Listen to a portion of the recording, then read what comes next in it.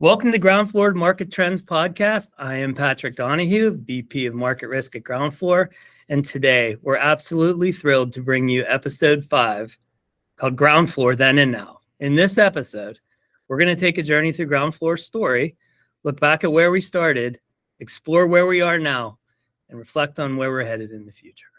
As we kick off today's discussion, I can't help but think of Frost's famous poem, The Road Not Taken. In it, the traveler stands at the fork in the road, faced with two paths. One well-worn and familiar, the other is less certain, more challenging and unconventional. The traveler chooses the road less traveled and later reflects that decision made all the difference. In many ways, Groundfloor has taken the same road. When we began, we made a bold decision to democratize real estate investing, giving access not just to institutional players, but to everyday investors. That was our road less traveled, a path few others had taken in our industry. And today, as we reflect on that choice, we can truly say it has made all the difference in shaping Groundfloor's unique position in the market. Today's episode comes at a particularly exciting time, as Groundfloor is currently offering an opportunity for investors to own a piece of our company through our stock offering. It's a perfect moment to pause, reflect on where we've been, and think about where we're going. And with that, I'm very excited that today I'm going to be joined by Brian Daly, CEO and co-founder of Groundfloor. Brian Daly, welcome to Market Trends Podcast. We're finally here, episode 5. It's good to see you. And good to see you too, Patrick. Excited to talk about our journey at Groundfloor. It's been, about 9 years for me. I know for you a bit longer, but as we sit here, what comes to mind when you reflect back on the roads that we've taken and the choices that we've made have not always been the easy choices, right? And we were specific and purposeful about how we grew this company. So how do you reflect back on that in the terms of like how Frost laid out his famous poem? Well, look, I think more than anything, I feel gratitude. And you can have as much courage as you want as an entrepreneur, but if you don't have early supporters in the form of, angel investors and early customers and critical employees, you were one of those. Patrick, you were one of the first real estate guys, that joined the company. And you've done every real estate job in the company, since then. And if it's not for people like that, you can't get anywhere no matter how much courage you have. And so I think more than anything, I feel grateful. I think about, the way we found our first customer, the way we found our first angel investor, the way we found some of our first employees. And it's lightning in a bottle. It's magic. And I think the reason that we were able to benefit from that, the primary reason that goes to the point that you're making about the road less taken, is neither Nick nor I were real estate guys when we started this company. I guess we are now, because we've originated something like $1.5 billion. You got the certificate. You are now. You are official. We finance thousands of houses, to help real estate investors on both sides of that, to earn a living and earn better yields on their investments with less risk. And we're really proud of that. But neither one of us were real estate guys. We didn't come from a Wall Street background per se. And I think because of that, our motivating purpose, our animating purpose was different from really any other founder in the space, any other founding team. There were a couple of other companies that were started by guys who were real estate guys or women and men both, who were starting companies that had a background in finance. And, I think we were fortunate that we didn't have that, because what we were in it for was to create a mass market investment product. I've been an investor since age 15. We saw the Jobs Act as an opportunity to set in motion an important series of events, an important set of developments, much like what happened in public stock trading back in the 70s.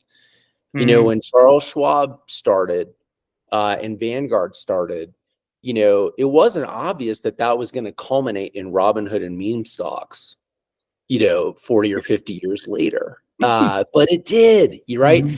And I think our market for alternatives is going through the same kind of series of events and development.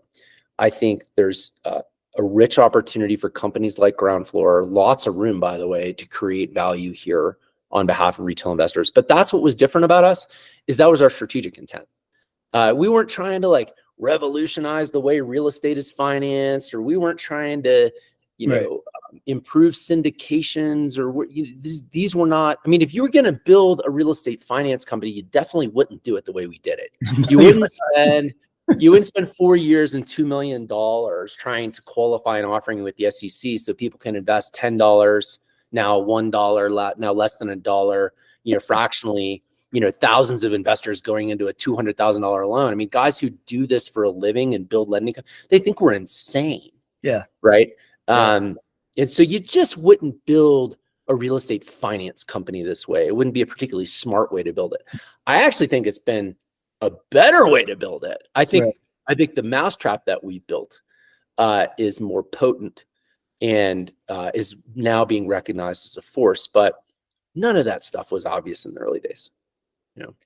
I really appreciate the story when you first saw Nick at the meeting, and you describe it as the golden light behind him. Talk a little bit. The thing is, like, when I met Nick, I was super excited because I was trying to figure out what kind of company I was going to start. I had several ideas. I'd been in telecom. I started Republic Wireless before, and I knew I wasn't going to do anything else in telecom. I was really interested in finance. I was interested in this 2012 Jobs Act that I read about. And I just happened to be whiteboarding my concept for the managing director of an incubator in Durham, North Carolina, where I was volunteering to help other entrepreneurs. And he said, I know just the guy you need to meet.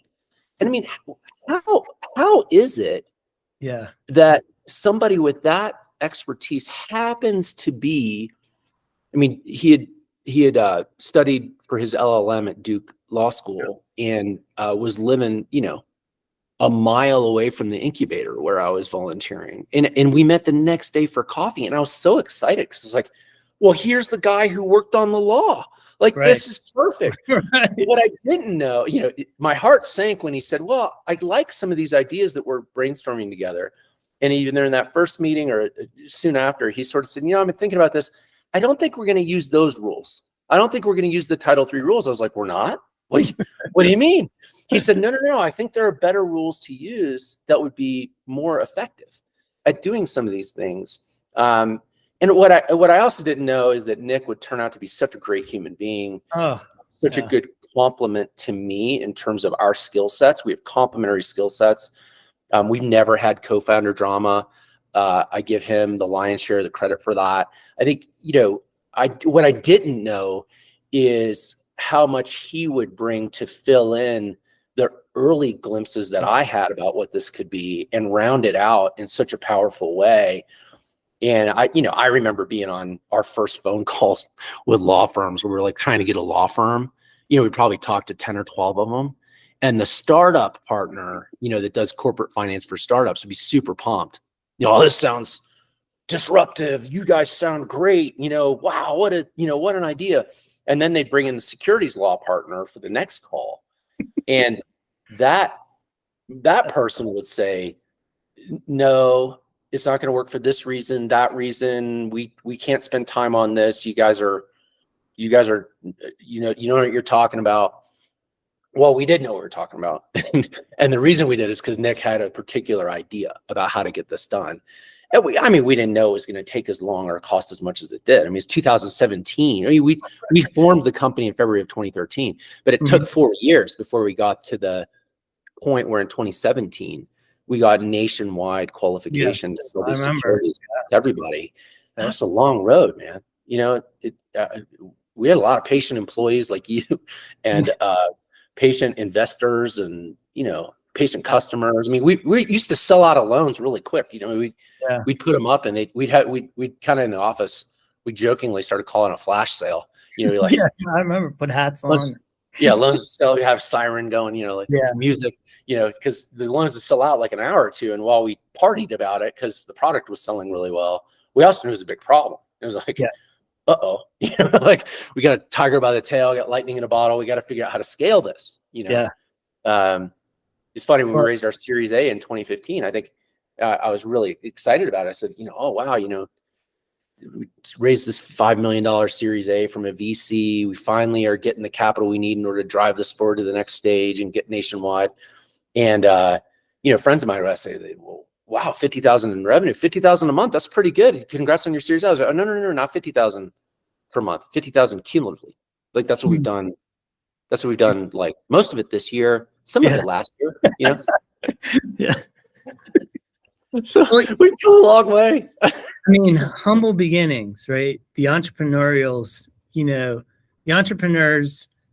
flight song, humble beginnings to growth. And as I look at republic.com/groundfloor, I always get that, no, /groundfloor. I always mess that up. Over 270,000, Brian, registered users and $300 million in assets under management. Now, that is well, starting from where you were talking about to that. As proud of that as we are, right? It's very small relative to what the opportunity is. True. And I think about that a lot because I think about, well, what is the next step to unlock the next level? And there are so many levels to be unlocked and so many steps to be taken. It just feeds me as an entrepreneur. Like I'm never bored of it. Yeah. We constantly need to ask more of people like you to take on new responsibilities, to think about new problems, to, break down the next barrier, to figure out what the next unlock is. And it's fun. It's fun. It is. I love it. It's what keeps the day moving, man. It's I'll tell you too. I think you caught the entrepreneur bug when you're doing your MBA at Harvard, right? I mean, I think there's some professors there that really inspired you. From what I know. And then I always love when you talk about, if especially in the early days, if we garner criticism in a way, or somebody gives us negative feedback on the platform, or we get a email that's negative, and if they're paying attention to your dinky little startup, it's important. I love that. Could you talk a little bit? It's one of my favorite games, right? I love that. Yeah, I mean, the polite version is, nobody gives a hoot about your silly little startup. I have a different, more colorful version that I'll use sometimes, but and that's sad that people don't care. Nobody certainly cares as much as you do, as you're devoting your career time to it and whatnot. But the flip side of that, when somebody does care, you do pay attention. And I mean, I'll give you an example. It doesn't go away. I mean, just this morning, I received a scathing email from, a very frustrated, disappointed borrower who has had what he described as a comedy of errors. I don't actually think it's very funny. It's a tragedy, actually, because he's a good borrower. He's doing a good project, and we let him down, and we're not perfect. And we're trying to grow. We're trying to develop. We're reliant upon vendors who are trying to grow and develop. We do misfire sometimes. And that's crushing because you want to, these people believe in us, that they trust us, and we're human. So we're going to let them down. And the real question is not, are you going to let them down? That in and of itself is not novel or interesting. That's expected. The question is, how do you respond to that? And I love the way our people respond to it. They embrace it, right? The executive who was kind of on point for this immediately stepped up, took accountability, and is driving it. And my question gets to be not, how am I as CEO going to come in and fix it? My question gets to be, how can I support this? How can I support you in handling this situation? What can I do or say that will lend you, the support that you might want or need, and what does the customer need to hear from us in order to rebuild trust, and how can I help with that? And, you look at our Republic page, people show up and they're like, I'm mad about my portfolio being in default. And, look, yeah, great. Does the product always perform the way that we want it to? No.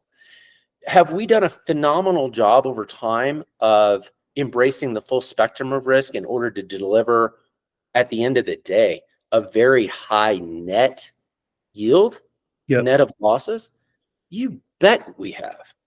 And we are way above anything else in the industry that people have access to in terms of net yield. Right. You have to be willing as an investor, as an executive, as a customer support person to embrace the ugliness of that, because these are venture loans that we make to entrepreneurs. It's a broad spectrum of entrepreneurs with a broad spectrum of collateral, broader than most any other lender will take on. Yep. And you get paid for it. Yeah. And there's some rough edges around that. There's some whitewater around that. And I think for people who can enter into that authentically in an accountable way, which are two of our most important values around here, it's very rewarding.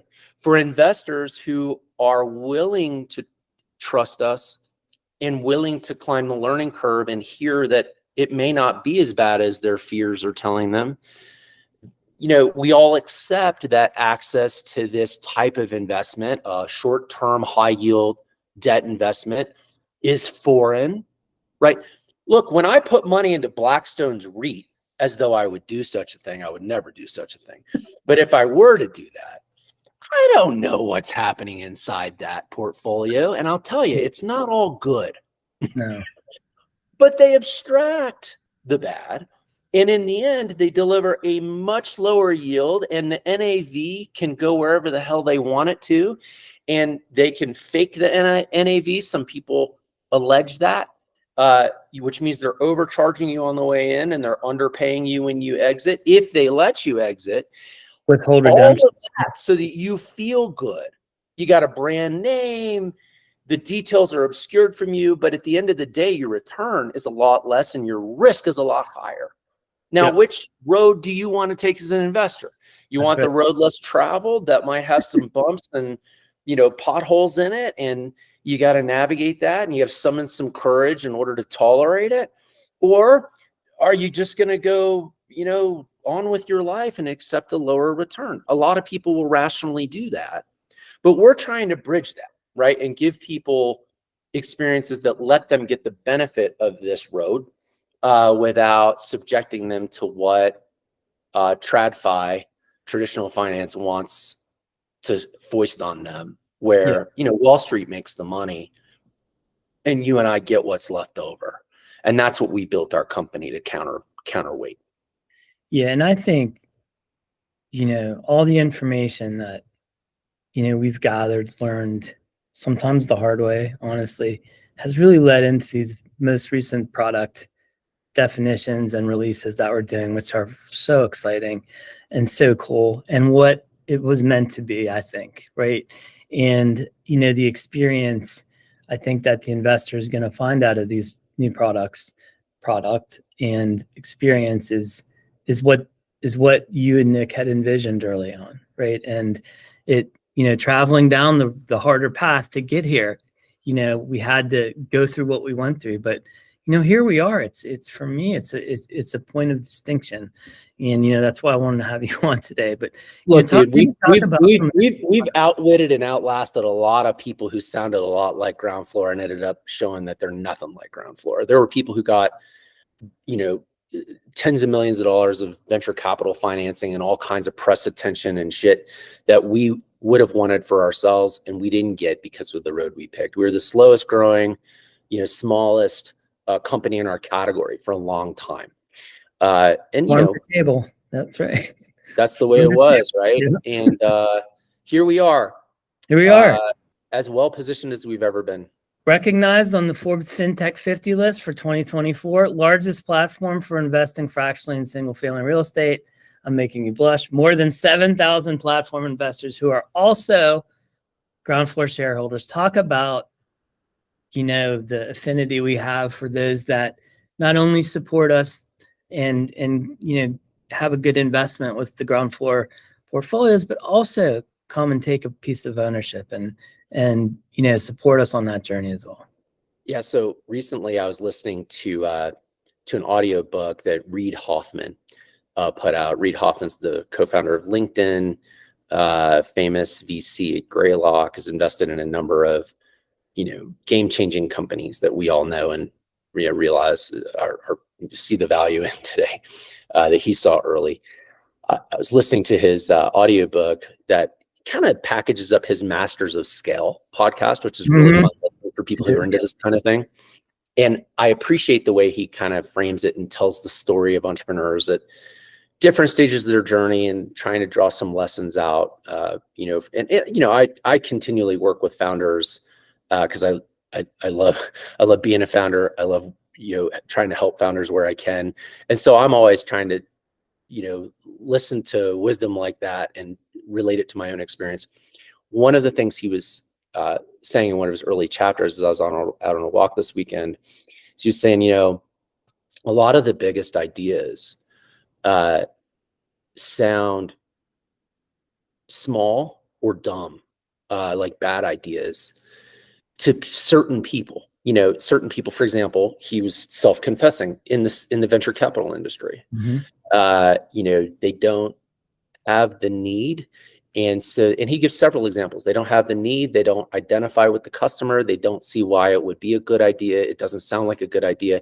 And so often they won't even put in the time to see whether it's a good idea. And we found ourselves in a position in 2017, 2018, where, we could either have gone through the effort of trying to show people what we were building and help them to understand it, or we could go to the people who already did understand it and were voting with their dollars. Now, it was risky to go to our customers and see if they would finance the growth of the company. And in our boardroom, instead of going to Silicon Valley and raising a venture round, in our boardroom, there was a lot of skepticism. There's sort of like the over under, I think, was like 400K, something like that, about what we'd raise in that first round in 2018 at $10 a share. Yeah, that's exciting. Hilariously, we raised 4.6 or 4.8 million dollars, like 10x over the over under.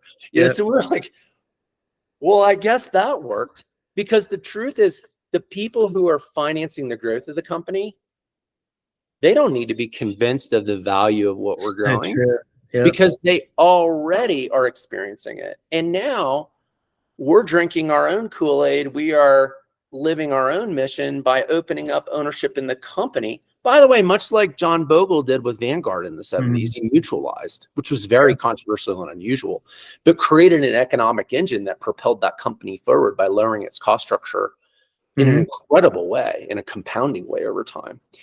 That's how they became the largest provider of index funds and index ETFs in the world, right? And still are today. I'm really proud of that. I'm honored by it, right? The company's 30% owned by its customers today. It's unheard of. We have availed ourselves of something like 20 million in equity capital plus some other pieces of debt capital over the years. I think 5 or 10 million of debt capital on top of that, to grow the company. And we haven't had to, go hat in hand to Silicon Valley, each time, or Sand Hill Road, every time we want to grow the company and raise capital for the company, because we go to our customers and we say, would you like to add to your ownership? Have we earned that trust from you? And they've said yes. We go to our customer base every other year, as we're doing now in Republic, and we say, you are already investing with us. Would you like to invest in us? It's a very different type of investment. It's not for everyone, right? And it's important to articulate how that's different. And there are real issues that people face in investing in a privately held company like Groundfloor that are important to take into account, and we try to be forthright about those. But I'm never going to take it for granted. It's never not going to blow my mind. I think it's incredible. And if people listening to this are inspired by what we're doing and want to take a flyer on investing in our stock, we would love more people to be part of it. I'd love to have 10,000 shareholders after this. I don't know whether we'll get to that number or not, but it's a great honor to grow the breadth of ownership in the company, to finance it this way. And it's a big part of why I feel so much gratitude about the path we've taken. Absolutely. Well, Brian, I think that you and I have reached our end of our path today for our journey here on the episode 5 of the Groundfloor Markets Trend podcast. And again, if you wanted to go over and check out Groundfloor stock offering, you can go to, I'm going to get it right this time, republic.com/Groundfloor. And you can take a look. I really love that you responded to a lot of those questions and inquiries yourself, Brian. That's pretty cool to see, man.